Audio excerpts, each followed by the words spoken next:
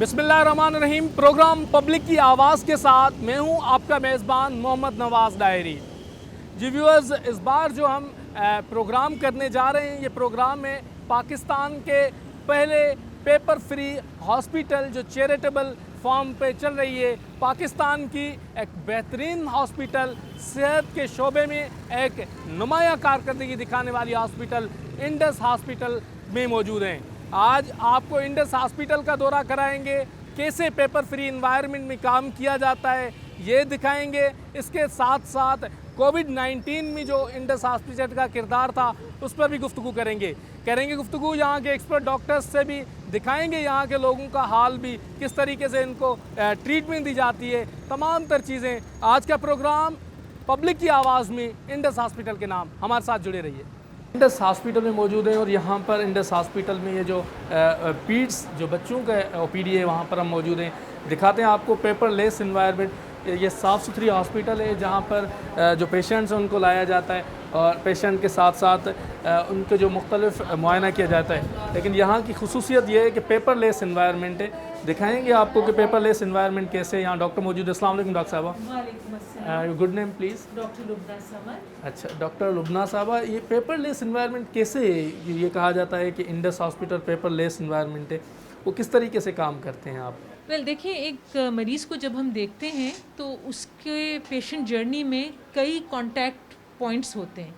एक तो अपॉइंटमेंट लेते वक्त वो अपॉइंटमेंट को बुक करना, अगर ये इनके मरीज़ को कार्ड दिया जाता है लेकिन हमारे सिस्टम पे अपॉइंटमेंट बुकड होती है, तो हमें पता है कि एक दिन में आज अगर मैं सुबह को आई तो मुझे पता है आज मेरे पास इतने मरीज़ आ रहे हैं, तो मेरी क्लिनिक प्लान्ड होगी, कंट्रोल्ड क्लिनिक होगी, ताकि जो मरीज़ आएँ उनको हम एडिक्वेट वक्त दे सकें।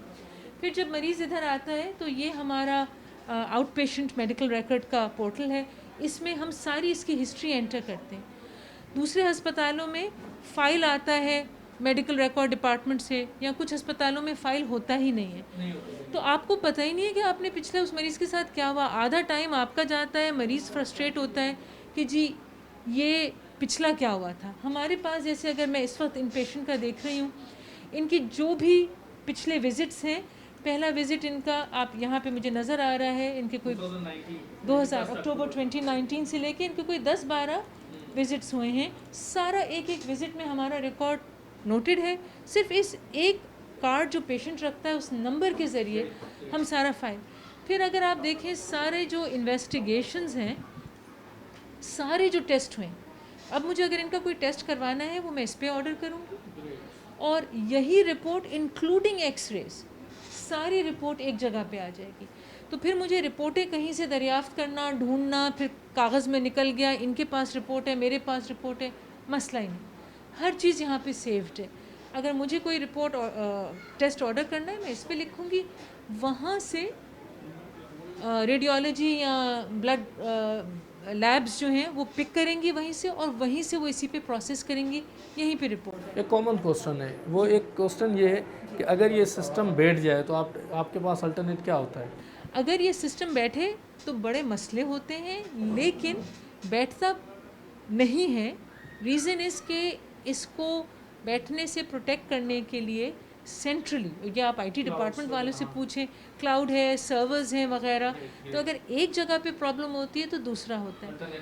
जी हाँ, वो बैकअप है। और ऑब्वियसली जैसे लोड बढ़ता है, 2 साल पहले प्रॉब्लम्स हो रही थी, सिस्टम नहीं लोड बेयर कर पा रहा था जैसे इंडस के नेटवर्क बढ़ा था, लेकिन उसको फिर as a full hospital management उन लोगों ने एड्रेस किया। मैं क्योंकि डॉक्टर हूँ, मुझे नहीं पता IT लेवल यहाँ के अलावा मुख्तलिफ हॉस्पिटल्स में भी आप रही होंगी, तो क्या फ़र्क है इंडस और उन हॉस्पिटल्स? देखिए, एक तो बात यह है कि पाकिस्तान में सबसे पहले इस किस्म का integrated medical record system Indus में ही था। जब मैंने इंडस ज्वाइन किया 2006 में, जब खुला था इंडस हॉस्पिटल, उससे 1 साल पहले, तो ये सिस्टम हम लोगों ने इन हाउस बनाया। तो एक तो सबसे बड़ी बात यह है कि ये शुरू से पेपर फ्री था। अक्सर अस्पतालों ने ट्रांजिशन किया है, तो कुछ नोट्स पेपर में हैं, कुछ कंप्यूटर पे हैं, और वो ओवर टाइम हम फ्रॉम द बिगिनिंग। दूसरी बात यह है कि इन हाउस डेवलप्ड है, तो ये हमारी अपनी नीड्स को, हमारे अपने पेशेंट्स की ज़रूरियात को हमारी सेटिंग के हिसाब से बनाए। और अगर हम चेंजेस चाहते हैं, अडेप्टेशन चाहते हैं, तो ये हम लोग इन हाउस करवा लेते हैं। बहुत शुक्रिया।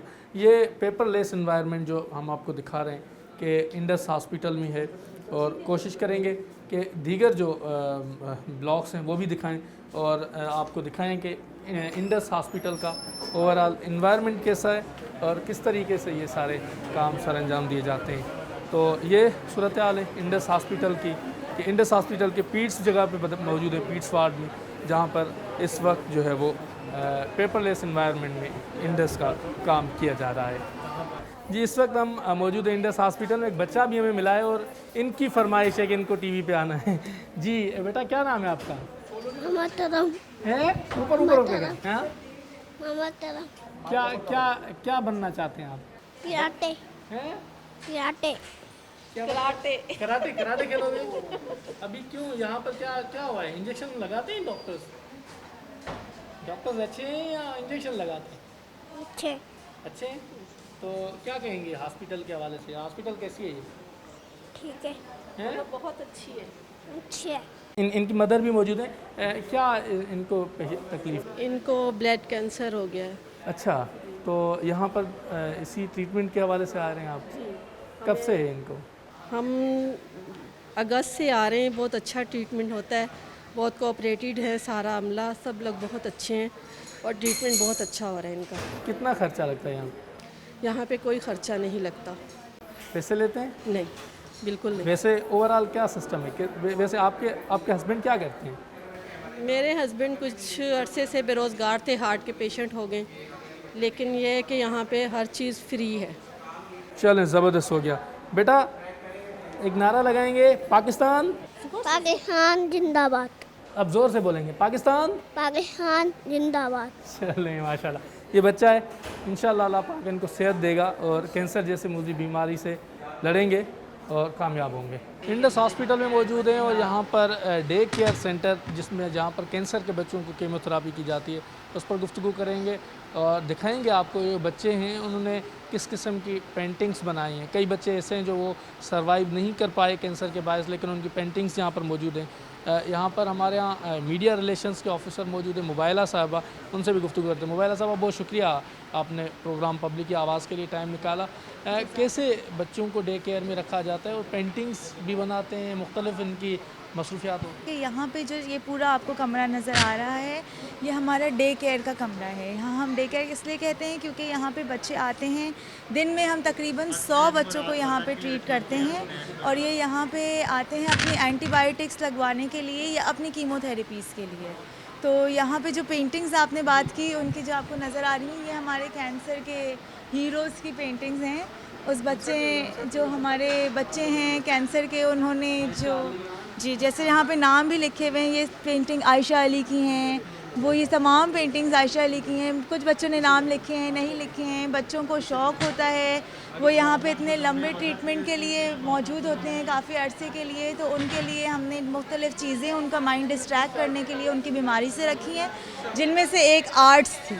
तो बच्चों के शौक़ के मुताबिक होती हैं। हम बच्चों को शौक़ होता है तो हम उसको ये तमाम चीज़ें इंडस प्रोवाइड करता है और ये बच्चे अपने दिमाग से और अपनी स्किल्स के मुताबिक ये सब चीज़ें बनाते हैं और ये बहुत ही खूबसूरत बनाई है। एक बच्चे ने अपने सफ़र बनाए, देखें एक बच्चे ने, आपको नज़र आ रहा होगा, उसकी कीमो लग रही है, बिल्कुल इसी तरह का बेड है, पीछे वो दोस्तों से खेल नहीं सकती, तो उसने अपनी दोस्तों को दिमाग में उसने सोच एक बनाई है कि अभी मैं बेड पे हूँ लेकिन दिमाग में उसके स्कूल चल रहा है, यूनिफॉर्म वाले बच्चे हैं, पीछे प्लेग्राउंड, वो डॉक्टर है, पीछे हॉस्पिटल है, वो बेड है, वो एडमिट हुई होगी, उसने बनाई है, लेकिन डॉक्टर सुई लगा रही हैं। बच्चों ने बहुत खूबसूरत बनाई है और ये हम भी गाजी, मतलब माशाल्लाह आप देख सकते हैं, आप दिखाएं ये पेंटिंग। हम भी गाजी की पेंटिंग है जो कैंसर के शिकारी माशाल्लाह।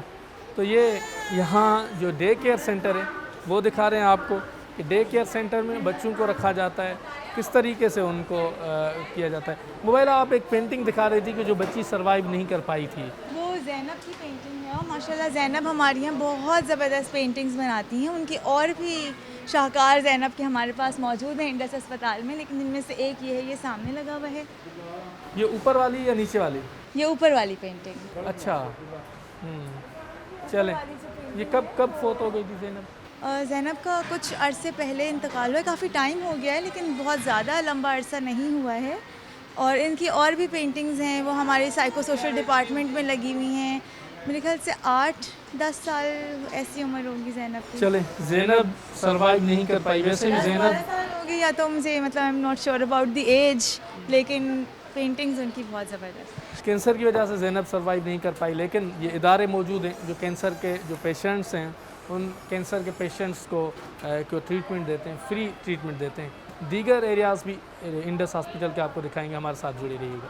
इंडस के सितारे ये स्कूल है जो यहाँ इंडस के पास बना हुआ है, जो जहाँ पर बच्चे लंबे अरसे के लिए ज़ेर इलाज होते हैं, उनको यहाँ पर स्कूल की फैसिलिटी भी दी गई है। यहाँ टीचर मौजूद हैं, पहले इनसे गुफ्तगू करते हैं, फिर बच्चों से भी करते हैं। अस्सलाम वालेकुम मैडम, कितने अरसे से बच्चे यहाँ पर पढ़ने के लिए आते हैं? इंडस अस्पताल में हमारा ये हॉस्पिटल स्कूल 3 साल से चल रहा है और बच्चे जो ज़्यादातर कैंसर के और सीवियर डायबिटीज़ के बच्चे होते हैं वो हमारे पास आते हैं और तकरीबन 6 महीने तक उनका एक्टिव ट्रीटमेंट पे जब तक वो होते हैं वो हमारे पास उस वक्त तक पड़ते हैं। चलें, गुड हो गया। तो यहाँ बच्चे भी हैं, इनसे बच्चों से भी अगर आप इजाज़त दें तो हम गुफ्तगू करें। ये यहाँ एक और बच्चा है, क्या नाम है आपका? अलादीन अल्लाह दिनू। अल्लाह दिनू उर्दू में गालाएंगे, सिंधी में गालाएंगे? सिंधी में। अब ये बच्चा सिंधी में बात कर रहा है तो हम इनसे सिंधी में बात करते हैं। कॾहिं खां हिते आयो आहीं? 8 महीना पहिरियों इलाज करायो, वरी ॿीहर थियो आहे, छा थियो आहे? गदूद पेट में। चलो, अल्लाह अल्लाह सेहत ॾींदो तव्हांखे। असांखे छा ॿुधाईंदा था आप? इनसे कुछ पूछते हैं कि ये इनको कुछ सिंगिंग आती है तो वो हमें सिंगिंग ॻाइण ईंदो आहे? हा, छा ॿुधाईंदे? आशिक मजबूर चलो, आशिक मजबूर ॿुधायो। मजबूर आहे, आशिक मजबूर आहे, भली केॾो बि कंदार हुजे, सूंहं जो सलामी हुजे, भली को बोतार हुजे। मजबूर आहे, आशिक मजबूर आहे, भली केॾो बि कंदार हुजे। मजबूर आहे, आशिक मजबूर आहे, भली केॾो बि कंदार। अच्छा, ये मुख्तलिफ और बच्चे भी हैं, इनसे भी गुफ्तगू करते हैं। आप कहाँ से आए हैं? मीरपुर खासी अच्छा, मीरपुर खास से आए हैं। तो क्या मसला है आपके साथ? जी, हमके साथ हमारे ब्लड कैंसर ही। अल्लाह अल्लाह आपको सेहत देगा। लेकिन क्या ख्वाहिश है आपकी, क्या बनना चाहते हैं आप? जी, हम बनना चाहते हैं, स्कूल पढ़ें और बनना चाहते हैं, मास्टर बनना चाहते हैं, उस्ताद, टीचर बनना चाहते हैं। माशाल्लाह माशाल्लाह। आप बेटा, क्या नाम है आपका? हैं? असगर? वाजिद? क्या नाम है आपका? फ़ायज़ा नाम है। क्या बनना चाहती हैं? फ़ायदा पढ़ोगी, क्या बनोगी?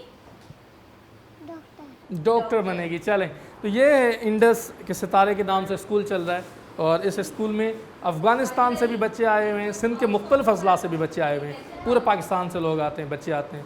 मुख्तलिफ़ जो सीवियर डिज़ीज़ होती हैं उनके ये पेशेंट हैं जिनको रिहेबिलिटेट किया जा रहा है, ट्रीटमेंट की जा रही है।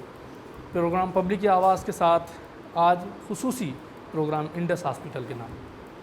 इंडस हॉस्पिटल में आर्टिफिशियल लेग्स जो एक्सीडेंट के दौरान जो लोग हैंडीकैप हो जाते हैं उनको लगाने के लिए भी एक डिपार्टमेंट है, उसमें आए हैं। विज़िट करवाएंगे कि किस तरीके से आर्टिफिशियल लेग्स और हाथ लगाए जाते हैं, उस पर गुफ्तगू करेंगे। हमारे साथ यहाँ के इंचार्ज मौजूद हैं, यंगस्टर हैं, बात करते हैं, पूछते हैं कि ये क्या ओवरऑल किस तरीके से होता है। अब पहले तो आप अपना तारुफ़ करवाइएगा और साथ में ये भी बताइएगा कि इस सारी एक्सपर्टीज़ को कौन सी डिग्री है जो कंसर्न करती है, ऑथोराइज़ करती है? मेरा नाम मोहम्मद उमर है। मैं यहाँ पे as a assistant manager prosthetic orthotic department work कर रहा हूँ 2016 से। ये जो हमारी डिग्री होती है BS honours prosthetics and orthotics होती है, जो कि मेडिकल फील्ड है, और कराची में डॉ यूनिवर्सिटी ये प्रोग्राम तकरीबन 2019 से करवा रही है। अब अगर इंडस हॉस्पिटल की बात करते हैं तो इंडस हॉस्पिटल हम लोग अल्हम्दुलिल्लाह 2016 से ये डिपार्टमेंट चला रहे हैं और आज हमारे 4 सेंटर्स हैं जिनमें लाहौर, मुजफ्फरगढ़, कराची, बदीन, जहाँ पे हम ये आर्टिफिशियल लिम्स प्रोवाइड कर रहे हैं पेशेंट। चले, तो ये तो आखिर फाइनल बनी हुई हैं, बनती कैसे वो दिखा देंगे। चले, सबसे पहले पेशेंट्स की हम नाप लेते हैं, जिसको हम अपने टेक्निकल टर्म्स में कास्टिंग कह रहे होते हैं। कास्टिंग में हम प्लास्टर ऑफ पेरिस बैंडेज से उसका इंप्रेशन ले रहे होते हैं कि किस लेवल पे एम्पुटेशन है, किस पे क्या है। इंप्रेशन लेने के बाद फिर इस तरह से मॉडल बनता है, जिसमें मॉडल में प्लास्टर ऑफ पेरिस से ही उस कास्टिंग को फिल कर रहे होते हैं और यहाँ पे मॉडिफाई कर रहे होते हैं। जो हमें रिमूवल, एडिशन, जो भी उसकी शेप देनी होती है फाइनल, वो हम प्लास्टर ऑफ पेरिस से दे रहे होते हैं, क्योंकि ये इजी टू रिमूव है, जल्दी हार्ड हो जाता है, टाइम एक्सपेंडिचर इसमें इतना नहीं है। फ़ौरन से फ़ौरन 20-30 मिनट्स में ये हार्ड हो गया, हमें अपनी शेप ओरिजिनल मिल जाती है। अब इसके बाद अगर मेरा कैमरामैन दिखाए, यहाँ फीमेल्स भी मौजूद हैं जो इसी प्रोफेशन में ये इतनी खिदमतें सर अंजाम दे रही हैं। और यहाँ आगे भी चलेंगे, दिखाएंगे। आ जाए। चलें, ये यहाँ से बनने के बाद आप यहाँ चले जाते हैं। यहाँ पे अब ये वो मॉडल काफ़ी गर्मी है यहाँ पर जी, क्योंकि यहाँ पे ओवन वर्क है, शीट्स मेल्ट हो रही होती हैं। ये वो मॉडल्स हैं जो हमने वहाँ मॉडिफिकेशन रूम में प्लास्टर ऑफ पेरिस के हमने रेडी किए हुए हैं। अब ये शीट्स वगैरह कटिंग हो रही हैं, हर मॉडल के हिसाब से उसकी कटिंग होती है, जो भी उसकी मेजरमेंट्स आती हैं। 220 डिग्री सेल्सियस पर ओवन पे ये मेल्ट होती हैं 20-25 मिनट्स। आफ्टर मेल्टिंग इनके ऊपर हम उसको स्टिक करते हैं और according to shape through section machine इसको हम मोल्डिंग फाइनल करते हैं। इसके बाद तकरीबन जब 1 से 1.5 घंटा ये बिल्कुल कोल्ड हो जाती है शीट, फिर हमारा नेक्स्ट स्टेप होता है कटिंग का। जी। कटिंग के बाद जो हमारा सॉकेट वगैरह जो भी रेजिजुअल होता है वो इस तरह से निकल रहा होता है। इसकी हार्ट्स, इसकी जो सरफेस होती है बहुत रफ़ होती है।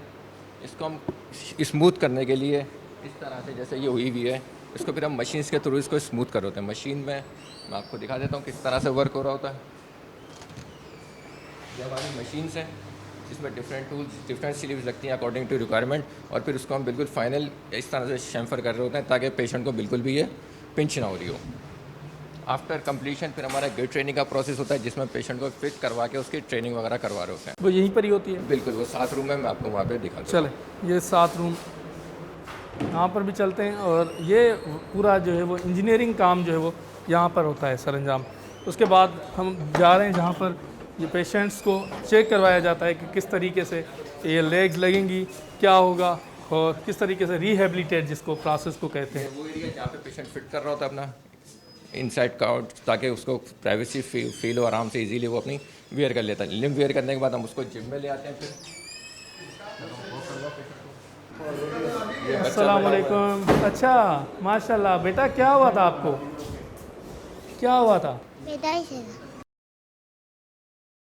इसकी है ना यार टांग का ऑपरेशन हुआ था, टांग छोटी थी, ठीक है ना, फिर इसके बाद ये आर्टिफिशियल टांग यहाँ लगा दी है, और ये तो पैदाइशी है, ये ऐसी है, इसका भी ऑपरेशन हुआ चलें था। चलें चलें चलें, तो चल लेते हैं अब। हाँ हाँ, हम चल लेते हैं। चल के दिखाएंगे आप मुझे? अभी वो अच्छा, चलें चलें चलें। तो ये आपको क्या हुआ था सर? मेरा एक्सीडेंट हुआ था सर, कहाँ पर? इधर रोड पर, रोड पे। अच्छा, जी। आपको भी हो गया है, सारा लग गया है? बोल लग गया। और आप? मेरा भी एक्सीडेंट हुआ था। अच्छा, ये बेटा क्या वॉक करके दिखाएं आप हमें? ये रिहेबिलिटेट किया गया बच्चों को, जो माशाल्लाह।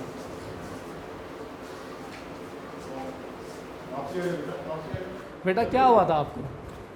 बचपन में क्या कहते हैं, जब पैदा हुई थी तब गैंग्रीन हो गया था पाँव में, मतलब डॉक्टर ने कैनोला गलत लगा दिया था। अच्छा, तो अब कैसा महसूस कर रही हैं? ये आर्टिफिशियल लगने के बाद अब चल फिर सकती हैं आप? जी। चलें, तो ये सूरत हाल है यहाँ जहाँ पे हम पेशेंट्स को गाइड कर रहे होते हैं कि इसको यूज़ कैसे करना है, क्योंकि लिम्ब बनाने से ज़्यादा इंपॉर्टेंट उसको यूज़ करना होता है कि इसको पहनना कैसे, उतारना कैसे, स्टेयर्स कैसे चल रही है, अप एंड डाउन सरफेसिस, क्योंकि हमारे यहाँ रोड्स वगैरह की कंडीशन इतनी अच्छी नहीं है। तो हमें ये सारी चीज़ें पेशेंट्स को सिखानी होती हैं कि कहीं अनइवन सरफेस आ जाए कैसे करना है, बैठना कैसे, उसको क्लीन कैसे करना। चलें, इंडस हॉस्पिटल में मौजूद हैं रिहेबिलिटेशन सेंटर में, जो एक्सीडेंट के बायस हैंडीकेप हो जाते हैं, तो उनको यहाँ पर रिहेबिलिटेट किया जाता है।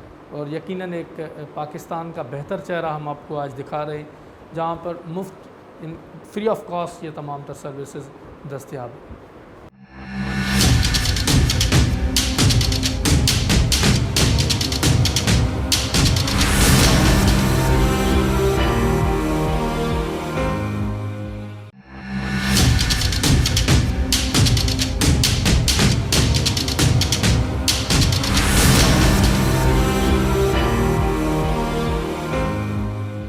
जी व्यूअर्स, हम इस वक्त मौजूद हैं Indus hospital and health network. उनके मुख्तलिफ जो ब्लॉक्स हैं, डिपार्टमेंट्स हैं, वो आपको विज़िट करवाए।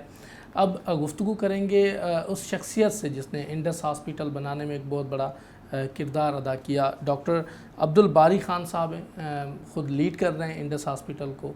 आइए गुफ्तगू करते हैं, पूछते हैं कि पेपरलेस इन्वायरमेंट बनाना और एक वो जो क्लास लेस सोसाइटी की बात की जाती है, वो हमें नज़र आता है यहाँ पर। गुफ्तगू करेंगे। डॉक्टर साहब, प्रोग्राम पब्लिक की आवाज़ में आपको वेलकम कहते हैं। एक थ्योरी है क्लास लेस सोसाइटी, जो बगैर किसी फ़र्क के, और कॉन्स्टिट्यूशन में भी एक आर्टिकल है जिसमें हेल्थ जो है वो एक बुनियादी हक़ है तमाम तर शहरियों का। लेकिन वो शायद मैसर नहीं हो पा रहा है। आज यहाँ आके एहसास हुआ कि वो कॉन्स्टिट्यूशन के रूह के मुताबिक उस क्लासलेस सोसाइटी पर काम हो रहा है, कैसे मुमकिन हो? देखें, कॉन्स्टिट्यूशन एक अलग चीज़ है, लेकिन जो हमारा मज़हब भी ये कहता है बिला तफरीक, इंसान सब बराबर है। अल्लाह ताला ने ये क्लासेस वो इस दुनिया को चलाने के लिए हर किस्म की क्लास बनाई है। बेसिकली जो मेरी मेडिसिन जो है ना डा मेडिकल कॉलेज से, जिसके साथ अटैच सिविल हॉस्पिटल था, जिसमें जो बिस्तर और डॉक्टर अवेलेबल होते थे, बाकी आउट ऑफ पॉकेट होता था। दुनिया पाकिस्तान भर से, इंटीरियर पाकिस्तान से लोग आया करते थे, जो कि और हर मरीज़ अपनी एक कहानी लेके आता था। कोई अपनी बकरी बेच के आता, कोई भैंस बेच के आता था, और कोई अपना घर बेच के आता था। और बहुत सारे ऐसे वालिदैन से मैंने अपने कानों से सुना है कि जी डॉक्टर इसको मर जाने दो, मतलब इतनी मजबूरी। और उसमें हमारी ट्रेनिंग हुई, तो वहाँ हमने एक पेशेंट वेलफेयर एसोसिएशन बनाई, फिर एक ब्लड बैंक का जी मैं तो फिर 1981 में तक जो ब्लड का सोर्स होता था, प्रोफेशनल डोनर्स होते थे, ड्रग एडिक्ट्स होते थे जो अपना ब्लड बेचा करते थे। 81 में स्ट्राइक पे चले गए थे ये अपना पैसे बढ़ाने के लिए, और ये लोग हफ्ते में एक दफ़ा नहीं 2 दफ़ा ब्लड बेचा करते थे। इनके ब्लड में ब्लड के अलावा सब कुछ होता था, हेपेटाइटिस है, HIV है, मलेरिया है, सिफिलिस है। फिर हमने एक वॉलंटरी ब्लड बैंक बनाया, और मेरी खुशकिस्मती कि मैं इसका प्रोजेक्ट डायरेक्टर बना। फिर उसके बाद बढ़ते चले गए। आपको याद हो आपको शायद याद ना भी हो, आप पैदा भी शायद ना हुए, वो 1986 में जो पहला बॉम्ब ब्लास्ट हुआ था कराची के अंदर, बोरी बाज़ार के अंदर, जहाँ पर काफ़ी लोग मरे, काफ़ी ज़ख्मी भी हुए, सिविल हॉस्पिटल कैजुअल्टी बहुत बुरे हालात थे। तो वहाँ पर फिर हमने कहा कि नई कैजुअल्टी नहीं बनाते हैं, और फिर उसके बाद उस वक्त 36 लाख रुपए का बजट बना, और पहली दफ़ा स्कूल के बच्चों को हमने मनी बॉक्सेस दिए, और स्कूल के 36 लाख में से 24 लाख रुपए इन बच्चों ने जमा किए थे, और जिसमें 3 लाख रुपये रोज़गारी की सूरत में थे, 5 पैसे, 10 पैसे, 4 आने, 8 आने। तो इनाग्रेशन से एक रात पहले जब बोर्ड लग रहा था, तो मैंने अपने साथियों से कहा कि अल्लाह ताला ने मौका दिया तो इंशाल्लाह एक ऐसा अस्पताल बनाएंगे जो क्वालिटी केयर करेगा, बिला तफरीक मज़हब और उसकी हैसियत के उसको इलाज मुयस्सर होगा, फ़र्स्ट कम फर्स्ट बेसिस पे होगा और मुफ्त होगा। तो बस अल्हम्दुलिल्लाह सफ़र जारी रहा। 2007 में 150 बेड से शुरू हो गया। जब शुरू कर रहे थे तो लोग कहते थे कि चल नहीं सकेगा, शायद बन तो जाए, लेकिन किसी ने 1 माह, किसी ने 6 माह, किसी ने साल दिया कि आप पैसे लेना शुरू कर देंगे। अल्हम्दुलिल्लाह आज अब तकरीबन 14 साल पूरे होने वाले हैं अगस्त में इंशाल्लाह। तो एक अस्पताल से 150 बेड से शुरू हुआ था जो 2007 में। इस सफ़र में आज हमारे 12 हॉस्पिटल हैं पूरे पाकिस्तान के अंदर। हमारा ये कराची वाला हॉस्पिटल 300 बेड हो गया। आपने आज तक देखी होगी कि बड़ी बिल्डिंग, हमारा एक स्ट्रक्चर नया हॉस्पिटल बन रहा है, जो इंशाल्लाह अगले 3-4 साल के अंदर जो है ना 1350 बेड पे चला जाएगा। लाहौर में हमारा एक हॉस्पिटल इंशाल्लाह उसकी कुछ बेड्स हम इंशाल्लाह जून के आखिर में 1 जुलाई को हम शुरू कर देंगे। वहाँ भी 600 बेड का हॉस्पिटल है। फिर हमारे पब्लिक हेल्थ के प्रोग्राम्स हैं जो 51 डिस्ट्रिक्ट्स ऑफ पाकिस्तान में काम कर रहे हैं। तो माहाना कोई तकरीबन 4.5 लाख मरीज़ इस पूरे सेटअप से मुस्तफ़ीज़ होते हैं। तो आपने पेपरलेस की बात की, पेपरलेस डे 1 से है, लेकिन आप एक अहम बात भूल गए कि ये कैशलेस भी है। यहाँ कोई कैश काउंटर ही नहीं है, मतलब कोई तरीका ही नहीं है कि आपसे कोई चार्ज कर सके। डोनेशन बॉक्सेस हैं, कोई अपना डोनेशन 1 रुपये डाले, 100 रुपये डाले, तो उसकी ये मर्ज़ी है। लेकिन यहाँ पर हर मरीज़ का एक दफ़ा इस अस्पताल में दाखिल हो गया, उसका 1 रुपये लगे, 1 लाख लगे, 20 लाख लगे, 50 लाख लगे, वो हमारी जिम्मेदारी है। अच्छा, एक और चीज़ भी, सिंध के मुख्तलिफ़ अज़ला में आप भी विज़िट करते रहे हैं और आपको चीज़ों को पता है। आपको रूरल हेल्थ सेंटर्स हैं, वो फिर हमने गवर्नमेंट ने मुख्तलिफ़ इदारों को, NGOs को दे दिए कि आप चलाएं। हॉस्पिटल्स जो तहलका हॉस्पिटल्स, डिस्ट्रिक्ट लेवल की हॉस्पिटल्स भी दे दी, लेकिन फिर भी वो इंडस वाला रूह पैदा नहीं हो पाया। क्या इंटेंशन का फुकदान है, क्या मसला है कि गवर्नमेंट सेक्टर वो उस तरीके से डिलीवर नहीं कर पा रहा? अगर सिरिंज भी मिलती है तो वो छुपा के रख देते। देखिए, एक तो पहली बात तो ये है कि अगर जो आपका जो बजट, हेल्थ का बजट है, उसको अगर आप देखें तो शर्म आती है कि इतना कम क्यों है। और वो जब तक बजट नहीं बढ़ेगा, लोगों को सहूलियात मैसर नहीं होगी, किसी की जो स्टाफ को सही पे नहीं हो रहा होगा, तो डेफिनेटली उनकी उसमें होता है। और फिर ये है कि देखें, जो खौफ खुदा के अलावा कोई चीज़ भी आपको कोई चीज़ नहीं रोक सकती। और अगर हमें ये एहसास हो कि मुझे अल्लाह देख रहा है, हर वक्त देख रहा है, 24 घंटे देख रहा है, तो फिर तो चीज़ें बेहतर हो सकती हैं। और फिर यह है कि बजट हो जाए, लोगों की ट्रेनिंग हो जाए। ये बार जिहाद है। देखिए, हम भी यहाँ पर, मतलब यहाँ पर जो लोग काम कर रहे हैं वो इसी माशरे से आते हैं। तो उनकी तरबियत करनी पड़ती है, आपको बार बार करना पड़ता है और आपको रोल मॉडल बनना पड़ता है। देखिए मैं अगर चाहूँ कि मैं जो है ना टाइम हॉस्पिटल का टाइम है कि 9 बजे से शुरू होगा और 5 बजे तक चलाएगा, और मैं आऊँ 11 बजे और मैं समझूँ कि मेरा जो है ना स्टाफ जो है ना वो 9 बजे पहुँच जाएगा, तो हम तो वक्त से पहले पहुँचते और वो सारे लोग इसी तरह पहुँच रहे होते और वो जाने का कोई वक्त नहीं होता, जाने जब काम ख़त्म होगा आप इसके अलावा बाहर। एक और चीज़ भी, ये कुछ लोगों का तासर है कि पाकिस्तान में लोग टैक्स देने से कतराते हैं, लेकिन चैरिटी की बात करो तो सबसे ज़्यादा आगे होते हैं। क्या वजूहात हैं कि क्या वो ट्रस्ट नहीं करते इदारों पर, या वो इदारे डिलीवर नहीं करते? क्योंकि इंडस हॉस्पिटल को तो की हेल्प आउट करने के लिए हर कोई आगे आ जाता है, लेकिन अगर उनको कहेंगे टैक्स दे दें तो वो कहते हैं नहीं टैक्स नहीं देंगे। देखिए बात ये इसमें कोई रॉकेट साइंस है नहीं, इसमें ऑब्वियस है। देखिए अगर स्टेट जो चीज़ डिलीवर जो इसकी ज़िम्मेदारी है वो ज़िम्मेदारी पूरी कर रही होगी तो लोगों को फिर मेरे जैसे इदारों की ज़रूरत ही नहीं पड़ेगी ना, फिर इदारे जो अपने इदारे हैं वो चलते रहेंगे।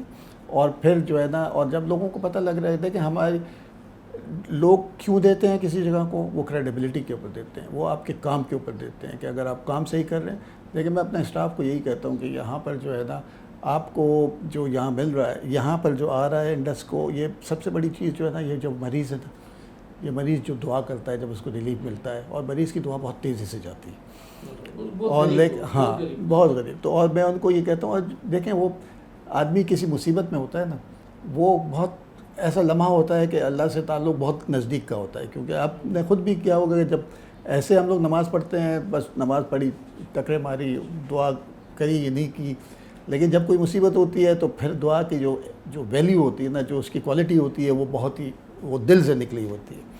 तो जब मरीज़ जब और गरीब आदमी जब इस तकलीफ़ में होता है तो उसकी जो दुआ निकलती है बहुत तेज़ी से अल्लाह के पास जाती है। और मैं अपने स्टाफ को कहता हूँ कि खुदा इनकी बदुआ मत लेना, क्योंकि इनकी बदुआ जो है ना 10 गुना ज़्यादा स्पीड से जाती है। तो जब आप डिलीवर, आपकी क्रेडिबिलिटी हो, आप जो कह रहे हैं वो कर रहे हैं, तो फिर जो है ना डेफिनेटली लोग उसकी तरफ आते हैं। कोविड-19 का फेज़ जो है इंडस ने बड़ा किरदार अदा किया, वो अवेयरनेस का हो या जो बेड्स और दीगर चीज़ें हैं उसका हो, एक बहुत बड़ा किरदार इंडस का है। किस तरीके से इस चैलेंज से आप निपटे और इस वक्त क्या सूरत हाल है कोविड की? जी देखिए बात यह है कि जब इस किस्म का कोई आफत आती है तो वो आपके लिए जो है ना बड़ा इम्पोर्टेंट काम ये होता है कि इसमें सारी कौम को यकजा होकर काम करना पड़ता है। और ये हमारी रिस्पॉन्सिबिलिटी थी, पेंडेमिक थी। तो डे 1 पे ही, जैसे 26 फरवरी को पहला केस आया था 2020 में रात को 8 बजे, और 27 की सुबह 9 बजे चीफ मिनिस्टर हाउस में मीटिंग हो गई थी, और उसमें जो ये हो गया कि आ रहा है, इसको कंट्रोल करना है। तो जो हम रोल अदा कर सकते थे और मिल के, और ये पिछला 1-1.5 साल का जो दौर रहा है ना, इसमें प्राइवेट पब्लिक पार्टनरशिप जितनी तेज़ी से हुई है और जिस तरीके से आगे लोग बढ़े हैं, और प्राइवेट हॉस्पिटल और गवर्नमेंट हॉस्पिटल ने मिल के जिस तरीके से इसको काम किया, तो ये सब खराज तहसीन के मुस्तहक है। तो हमने शुरू में ही 2 हॉस्पिटल को 1 हफ्ते के अंदर दुब्बा कोट के अंदर और सुरब उधर था अपना गडाब टाउन में 2 हॉस्पिटल, हाँ 2 हॉस्पिटल खड़े कर लिए थे, क्योंकि इमरजेंसी में सारा काम करता था। लैब की कैपेसिटी बढ़ाई, सारी चीज़ों को बढ़ा के हम लोग अल्हम्दुलिल्लाह, और रोज़ अपने यहाँ भी हमने तैयारी शुरू कर दी थी। दिसंबर में जब पहला केस वहाँ पर वुहान में आया था, और मैं बताया था ये आ जाएगा, ये दिनों की महीनों की बात होगी, और 3 महीने के अंदर पाकिस्तान में पहुँच चुका था। तो इमरजेंसी पूरा एक हमने बना दिया था, फिर हमने पूरा यूनिट बना दिया, मॉडल कर दिया था। तो इसीलिए ताकि, क्योंकि कोविड के लिए आपको एक डिफरेंट नेगेटिव प्रेशर रूम्स चाहिए होते हैं, उसी हिसाब से हमने तैयारी कर ली थी। फिर लैब की कैपेसिटी बढ़ाई, और आज तक जब भी वेव्स आती हैं तो पर हम लोग पूरी तरीके से उसको कर रहे हैं, मॉनिटर करते हैं और मिलजुल कर। इसमें सिंध गवर्नमेंट में हमारा ज़्यादा काम रहा है, सिंध गवर्नमेंट का भी रोल बहुत ज़बरदस्त रहा है। उनकी जो टेस्टिंग पूरी अबाउट 90% तो फ्री हुई है, जिसको गवर्नमेंट ने सपोर्ट किया। तो हम मिलजुल के, और मेरी दुआ ये है कि ये जो पार्टनरशिप है ना, ये आगे भी चले। देखें कोई भी हुकूमत जिन सिनेरियो में, जैसे आपने कहा टैक्सेस नहीं मिलते, जिन सिनेरियो में कोई भी एक सेक्टर इस जो चैलेंजेस इतने बड़े हैं को एक सेक्टर जो है ना इसको पूरा नहीं कर सकता। तो जो हर सेक्टर को, पब्लिक सेक्टर हो, प्राइवेट सेक्टर हो, नॉट फॉर प्रॉफिट सेक्टर हो, उन तमाम की जो स्ट्रेंथ्स को मिला देंगे ना, तो विन विन सिचुएशन। अच्छा, एक ऑन लाइटर नोट, जो लोग हॉस्पिटल बनाते हैं वो एक्सपेक्ट करते हैं कि वज़ीर आज़म बन जाएं और फिर वो हॉस्पिटल बनाने का किरदार हर अपनी तकरीर में सुनाएं। तो बारी साहब के दिल में है कोई वज़ीर आज़म बनने का? नहीं सवाल नहीं। मतलब देखें मैं अच्छा मेरी लाइटर नोट हमारी जो है ना तरबियत वहीं हुई थी कि जो क्योंकि डाउ मेडिकल कॉलेज में पॉलिटिकल पार्टीज़ भी होती थी उस ज़माने में। फिर तो बैन हो गई थी कि NSF होती थी, जमीयत होती। पेशेंट वेलफेयर एसोसिएशन का जो स्लोगन था नॉन पॉलिटिकल स्टूडेंट एक्टिविटी, तो हमारी नॉन पॉलिटिकल शुरू से है और नॉन पॉलिटिकल ज़िंदगी गुजरेगी। क्योंकि मैं समझता हूँ कि जो हम लोगों का काम है ये हमारी स्ट्रेंथ है, हम इसको करेंगे और अल्लाह करे कि ये हम इस जगह पहुँचें। क्योंकि देखिए हॉलैंड में 1986 जब हम कैजुअल्टी बना रहे थे वहाँ पर मुझे हॉलैंड में जब यहाँ कैजुअल्टी बना रहे थे तो मैं एक डोनर के पास गया, उसने कहा कि जी हॉलैंड में हॉस्पिटल बंद हो रहे हैं, हम आपको वहाँ से लगाते हैं। एक एम्बुलेंस ले आए, बेड ले आए। तो वहाँ पर ये सूरत हाल हो गई कि वो हॉस्पिटल बंद कर रहे हैं क्योंकि अब वहाँ पर मरीज़ नहीं होता। तो हमारा भी एक ख्वाब यही है कि एक विज़न ये है कि पाकिस्तान ऐसा मुल्क बने जहाँ हम जो अस्पताल बनाएं उसको बंद करें। तो क्यों वो इसी तरह मुमकिन होगा कि हम प्राइमरी हेल्थ केयर को हम इम्प्रूव करें, हम वाटर सैनिटेशन को इम्प्रूव करें। देखिए पानी से 60% 70% सैनिटेशन से बीमारी फैलती है। अगर उसको हमने कंट्रोल कर लिया, हमने लोगों को न्यूट्रिशन अच्छा कर दिया, तो हमारा एक अच्छा और ख्वाब यही है कि हम एक सेहतमंद खुशहाल पाकिस्तान देखें। अच्छा एक और चीज़ भी, डॉग बाइट के हवाले से इंडस का बड़ा काम है और रेबीज़ एंटी रेबीज़ के मामले पर क्या समझते हैं, इसका हल क्या है? क्योंकि ये तो केसेस ही बढ़ रहे हैं रोज़ाना के बुनियाद पर। इसकी जो है ना इसमें जो है ना बड़ा क्लियर है, WHO की गाइडलाइंस हैं और उसी हिसाब से। और एक इसके ऊपर एक दफ़ा हम लोगों का कंसेंसस डेवलप करना होगा कि ये तरीक़ेकार है और इसमें कोई रीइन्वेंट तब्दील करने की ज़रूरत नहीं है। दुनिया में ऐसे ममालिक हैं जिन्होंने कंट्रोल किया और उन्हीं तरीके से किया जिसकी जो WHO ने गाइडलाइंस दी हुई है। हमको सबको मिलकर, क्योंकि इतना बड़ा ये वो है मसला कि जिसमें सबको मिल के देखिए इसमें आपको बर्थ कंट्रोल करनी होगी जो कि तरीक़ाकार है, आपको वैक्सीनेट करना होगा डॉगों का, और जो जो जो अपने रैबिट डॉग है उसका एक अलग तरीके से आपको हैंडल करना होगा। तो वो सारी गाइडलाइंस मौजूद हैं, लेकिन हमको एक पेज पे आना होगा सबको। ये नहीं हो सकता कि किलिंग डॉग्स से मसला हल नहीं हो सकता, क्योंकि नहीं, किलिंग डॉग से मसला हल नहीं हो सकता। आपको इसकी प्रोडक्शन को रोकना है, आपको हर डॉग को वैक्सीनेट करना है। अच्छा भाई साहब, कौम के लिए क्या पैगाम होगा इस तमाम तर सूरत हाल में जो पेंडेमिक की सूरत हाल है, उसमें लोगों को बुनियादी सहूलियात मैसर नहीं, उसमें हेल्थ एक बहुत बड़ा इशू है। Being a leader of the Indus hospital, one of the most reputable hospital, क्या पैगाम देंगे कौम को? देखिए सबसे बड़ा पैगाम तो मेरा ये है कि देखें जी कि आपको SOPs पे अमल करना है। SOPs पे अमल करना है आप लोगों ने, आपने जो वैक्सीनेट करना है, क्योंकि जब तक हमारी 70% पॉपुलेशन वैक्सीनेट नहीं होगी आपको, और खुदारा सोशल मीडिया के ऊपर देखना कम कर दें, सोशल मीडिया को न देखें, बग़ैर पढ़े बग़ैर समझे किसी मैसेज को फॉरवर्ड न करें। अनफॉर्चुनेटली पढ़े लिखे लोग, जितना नुकसान कोविड के अंदर और वैक्सीनेशन के अंदर जिस सोशल मीडिया ने किया है ये और किसी ने नहीं किया। और जब तक हम खुद रिस्पॉन्सिबिलिटी नहीं लेंगे, देखिए ये वेव्स जो आ रही नहीं हमारी वजह से आ रही हैं, ये वायरस की वजह से नहीं आ रही। हम मास्क नहीं पहन रहे हैं, हम सोशल डिस्टेंसिंग नहीं कर रहे हैं। एक दफ़ा हम लोग ये सारी चीज़ें पर अमल कर दें, वैक्सीनेट हो जाएं, फिर उसके बाद सारी ज़िंदगी पड़ी हम इंजॉय करेंगे इंशाल्लाह। अच्छा एक चीज़ आपने बहुत अच्छी बात की, हम तो प्रोग्राम ख़त्म करने वाले थे लेकिन ज़बरदस्त बात की।